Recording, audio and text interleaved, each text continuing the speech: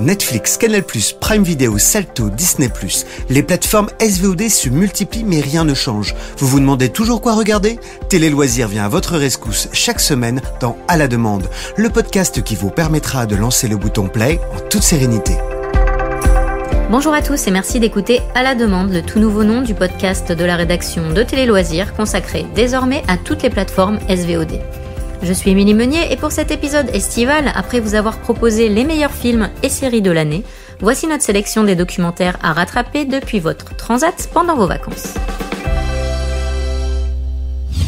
Pour m'accompagner aujourd'hui, j'ai le plaisir de recevoir les journalistes Marie-Amélie Drouhen, Jade Olivier, Simon Gonzalez, Marine Yelch et Stéphanie Fuseau. Ensemble, on va parler des documentaires Framing Britney Spears sur Prime Video, Three Identical Strangers et Chronique d'un meurtre, l'affaire Toscan du Plantier sur Netflix, #salepute sur arte.tv, mais aussi de Faut qu'on parle sur Canal+. Commençons tout d'abord par celle qui nous a fait chanter à tue-tête dans les années 90 « Hit Me Baby One More Time » sans que l'on sache réellement à l'époque ce que cela voulait bien dire, et heureusement. On va bien sûr parler de Britney Spears, pop star planétaire à la tête d'un empire qu'elle ne maîtrise pas vraiment, puisque la chanteuse américaine est placée sous la tutelle de son père depuis 2007 et son pétage de plomb inoubliable à base de crâne rasé devant une horde de paparazzi. Depuis le mois d'avril, sur la plateforme Amazon Prime Video est disponible le documentaire Choc Framing Britney Spears, qui tente de démêler le vrai du faux dans cette histoire de gros sous, de tutelle jugée abusive, et alors que les fans réclament la libération de la chanteuse avec le mouvement Free Britney. Qu'est-ce qu'on veut ? Libérer Britney ! Quand ça ? Maintenant ! Qu'est-ce qu'on veut ? Voici Free Britney 102, où nous parlons des questions liées au mouvement Free Britney, qui plaide pour la fin de la mise sous tutelle de Britney Spears. Pour une femme lucide qui n'a pas arrêté de travailler, ça n'a aucun sens. Pourquoi ça continue ? Pourquoi son père décide pour elle ? J'ai toujours été convaincue que ça ne serait jamais arrivé à un homme, ici en Amérique. Croyez-moi, il y a des jours où je me bats contre moi-même. Simon, toi qui apprécies beaucoup la chanteuse, pourquoi faut-il absolument voir ce documentaire ? C'est le documentaire à voir depuis qu'il y a un mouvement autour de Britney Spears pour lever la tutelle avec le hashtag Free Britney. L'objectif des fans est simple avec ce hashtag. La pop star ne doit plus être sous la tutelle de son père Jimmy, une tutelle qui empêche Britney Spears de vivre librement, aussi bien professionnellement que personnellement. Je trouve que le documentaire est très intéressant car il ne s'attarde pas sur ses succès, comme tous les autres documentaires, mais plutôt on comprend comment Britney Spears en est arrivée là. Le point le plus intéressant, selon moi, dans le docu, c'est le témoignage des paparazzi qui ont suivi la chanteuse durant sa période la plus sombre. Ce que je trouve hallucinant, c'est que dans le documentaire, les paparazzi ne semblent pas regretter leurs actes et prouvent que la pop star était vraiment un produit de consommation sans se soucier de ce qu'elle ressentait. Le documentaire est donc dans l'air du temps avec le mouvement MeToo. Il montre que les hommes ont eu un comportement néfaste pour Britney Spears, à commencer par Justin Timberlake. En 2002, le chanteur se donne le beau rôle lorsqu'ils se sont séparés en disant qu'elle avait trompé. Et il utilise ça pour vendre des disques, notamment pour vendre le fameux tube Cry Me a River. C'est donc le document à voir cet été pour comprendre comment Britney Spears est la victime d'un système sexiste où la jeune femme n'est plus libre de ses mouvements. Autre registre, mais autre histoire hallucinante, cette fois sur Netflix, le documentaire Three Identical Strangers, qui a remporté un prix spécial du jury au festival du film de Sundance en 2018, et qui tente de remettre de l'ordre dans les cartes d'un jeu volontairement mélangé. Imaginez, vous vous rendez tranquillement à la fac, et là vous tombez nez à nez avec votre sosie. Mais ce n'est pas tout, vous découvrez par la suite l'existence d'un autre sosie. En gros, vous pensez être le seul depuis des années, mais vous avez des jumeaux cachés, et apprenez que tout cela est le fruit d'une mystérieuse expérience scientifique. Quand je raconte mon histoire, les gens ne me croient pas. Je crois d'ailleurs que je ne la croirais pas moi-même si on me la racontait, mais c'est pourtant bel et bien vrai, du début à la fin. Alors Marine, toi qui adores les faits divers, pourquoi il ne faut pas manquer celui-ci ? Alors, ça te prendra clairement pas plus de 2 heures de ton temps et il mérite d'être vu parce que c'est un reportage qui combine des images d'archives, des scènes reconstituées et des interviews. Et il révèle comment ces triplés se sont découverts à l'âge de 19 ans et ont ensuite cherché à comprendre les circonstances de leur séparation. Au début du documentaire, tu te demandes réellement si c'est une vraie histoire, tant la situation est complètement surréaliste. Et ça m'a même fait penser à une sorte de comédie dramatique où tout est bien qui finit bien.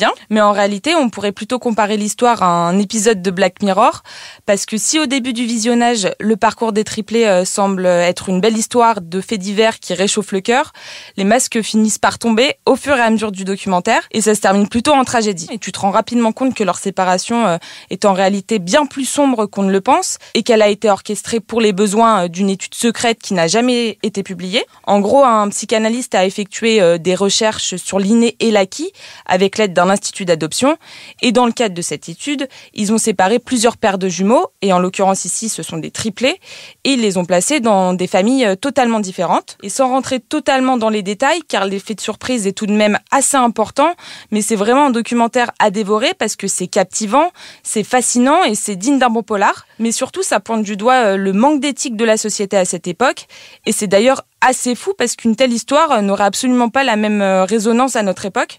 Et seul petit conseil, par contre, sortez la boîte de mouchoirs, car même si vous allez halluciner au fur et à mesure du doc, vous n'êtes pas à l'abri de verser une petite larme à la fin. On poursuit sur Netflix avec la mini-série documentaire Chronique d'un meurtre, l'affaire Toscan du Plantier, qui a rejoint le catalogue en juin, et revisite le meurtre de la Française Sophie Toscan du Plantier, retrouvée assassinée près de sa résidence de vacances irlandaise dans le comté de Cork en 1996. La personne qui a fait ça devra assumer cet acte. On était abasourdis, tous. La police irlandaise a interpellé un suspect. Stéphanie, notre experte crime, qu'on a eu la joie de recevoir plusieurs fois dans le podcast, dis-nous pourquoi, nous aussi, on doit se pencher sur cette sombre affaire. Un meurtre d'une violence rare, un épais brouillard enveloppant les décors romantiques de la campagne irlandaise, une victime célèbre et mystérieuse, un suspect cabot et insondable, des flics sortis de romans. Cette mini-série documentaire aurait tout d'une série, sauf qu'elle décrypte une histoire vraie. Celle de la mort tragique de Sophie Toscan du Plantier, l'épouse du célèbre producteur assassiné en décembre 1996. Plusieurs choses m'ont frappée. D'abord, les témoignages des membres de la famille, bouleversants. Ceux aussi de l'homme qui a été reconnu coupable du meurtre par la France, mais qui gambade gaiement en Irlande, le pays refusant son extradition. Mais l'atout de ce programme, c'est son choix d'avoir mis en avant Sophie. Cette femme énigmatique, aussi lumineuse que sombre, aussi pleine de vie et hantée par la mort. Tout semblait écrit pour qu'elle rende ce week-end-là son dernier souffle. Personne ne peut l'accompagner, elle semble inquiète. Elle aperçoit une forme noire sur la lande qui, selon la légende, annonce sa prochaine mort. Cette série doc dresse son portrait sans en faire une héroïne, en retranscrivant ce qu'elle était, et revient sans vraiment prendre parti tant sur l'enquête irlandaise que sur le procès français. Un récit captivant qui donne une furieuse envie de jouer les détectives amateurs. Passons maintenant à un documentaire à voir sur arte.tv, le documentaire édifiant #salepute, dans lequel les journalistes Myriam Leroy et Florence Hainaut ont réuni des témoignages de femmes de tout profil et de tout pays, victimes de harcèlement misogyne. C'est horrible. Tant que tu t'es pas fait violer, ça compte pas. Tania est une putain et une ordure. Tu devrais retourner dans la cave d'où tu viens et mourir. Tu sais de quoi j'ai envie? J'ai envie de te découper le ventre avec un couteau, de t'ouvrir l'abdomen et de sortir tes intestins. Tu hurleras de douleur. Ensuite, je te violerai. Alors Jade, ce documentaire t'a beaucoup marqué. Est-ce que tu peux nous expliquer pourquoi ? Alors pour moi, ça a vraiment été un film doc choc. Je savais évidemment qu'il y avait du harcèlement sexuel, moral, etc. sur les réseaux sociaux. Mais là, le fait d'avoir ces femmes journalistes, juste éditorialistes ou influenceuses qui en parlent face caméra, c'est vraiment un déferlement de violence, quoi, de haine. Et ce qui est intéressant, je trouve, dans ce doc, c'est que on peut voir que ces filles viennent de tous les milieux, en fait. Elles ont pu être harcelées pour X ou Y raison. Notamment Natacha Campouche, qui est quand même une rescapée d'enlèvement, de viol, etc. Et qui a pu être attaquée et harcelée sur les réseaux sociaux parce qu'on l'accusait d'être complotiste, en fait, d'avoir menti sur le calvaire qu'elle avait pu vivre.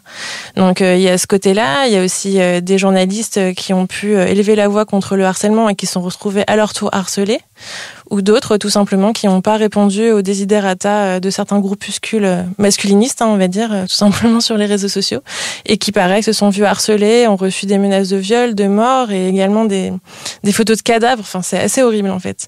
Et je pense que c'est un doc qu'il est important de montrer à tous les ados, que ce soit filles ou garçons, dès le moment où ils utilisent les réseaux sociaux. Je pense que c'est important de leur montrer jusqu'où ça peut aller, surtout ce qu'il ne faut pas faire, et arrêter de se cacher derrière des excuses sur le pauvre, tu sais, c'est peut-être quelqu'un qui est un peu isolé, etc. Non, le doc, il montre que les harceleurs ont tous les profils. C'est pas spécialement des célibataires aigris qui trouvent pas de femmes et qui sont tristes, célibataires vraiment endurcis et qui ont une haine des femmes. Non, ça peut être aussi des femmes, tout simplement. Également marquant et très touchant, le documentaire Faut qu'on parle sur Canal+, qui donne la parole à 6 sportifs professionnels pour faire leur coming out médiatique. Pour la première fois, 6 champions français brisent le tabou de l'homosexualité dans le sport. Est-ce que c'est difficile pour vous de dire publiquement « je suis homosexuel » ? Pourquoi vous acceptez aujourd'hui d'en parler ? Et pourquoi c'est le bon moment selon vous ? Marie-Amélie, je te laisse la parole pour nous donner l'envie de découvrir ce documentaire. Alors ce documentaire d'1h10 rassemble les témoignages de 6 sportifs professionnels. Chacun raconte en fait les difficultés qu'ils ont eues à assumer leur homosexualité dans leur sport respectif. Il y a 3 hommes et 3 femmes. Céline Dumer, elle est basketteuse, Astrid Guyard, escrimeuse et Amandine Buchard, judokate. On retrouve aussi le patineur Kevin Emoz, le rugbyman Jérémy Clamy-Edrou et le nageur Jérémy Stravius. Alors pour la première fois, en fait, ils vont faire leur coming out médiatique. Alors, tous racontent les mensonges, le sentiment de honte qui les a longtemps habités, les railleries difficiles à vivre, le regard des autres, le poids de la médiatisation, l'homophobie ordinaire aussi. S'ils se confient à cœur ouvert aujourd'hui, en fait, c'est pour servir d'exemple, pour briser les tabous et faire avancer le combat contre l'homophobie dans le milieu sportif. Comme le rappelle le rugbyman Jérémy Clamy-Edrou, qui entend donner du courage aux jeunes qui, comme lui, se sont cachés durant des années. Sa prise de parole a d'ailleurs été saluée par le président de la République, Emmanuel Macron. Moi, j'ai vraiment été chamboulée par son témoignage. Surtout, ce qui m'a bluffée chez cet athlète, c'est sa capacité à faire de l'autodérision. C'est difficile de résumer les émotions que j'ai pu ressentir, parce que dans ce docu, il n'y a pas de fioritures, pas de pathos inutile, mais uniquement des histoires de vie qui nous touchent en plein cœur. Alors, je vous recommande franchement d'aller le voir de suite. Pour résumer, cet été, on se met en mode documentaire sur les plateformes et on rattrape dès qu'on rentre de la plage Framing Britney Spears sur Prime Video, Three Identical Strangers et Chronique d'un meurtre, l'affaire Toscan du Plantier sur Netflix, #salepute sur arte.tv et Faut qu'on parle sur Canal+. Merci beaucoup de nous avoir écoutés. N'hésitez pas à soutenir ce podcast en likant et en commentant l'épisode sur les réseaux sociaux. Je vous souhaite un bel été. On se retrouve très vite à la rentrée pour de nouveaux épisodes avec toujours plus de programmes à vous conseiller sur les plateformes. Vous pouvez retrouver ce podcast sur Deezer, Spotify, Apple Podcasts et toutes les plateformes de podcast.